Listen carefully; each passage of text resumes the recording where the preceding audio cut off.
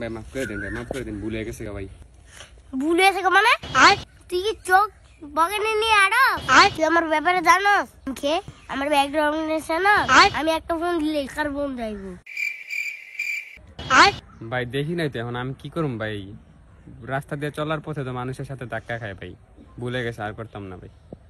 আমি এত কিছু জানি না তুই এখন মার খাবি আমার লাগে রং করতে লিগা এখন মার খাবি ভাই সামান্য বিষয় হলে এত কিছু করবেন? আমি তো ভাই ইচ্ছে করে করি না ভাই, আমি বুঝতে পারি না আপনাদের এলাকার নেতা ভাই।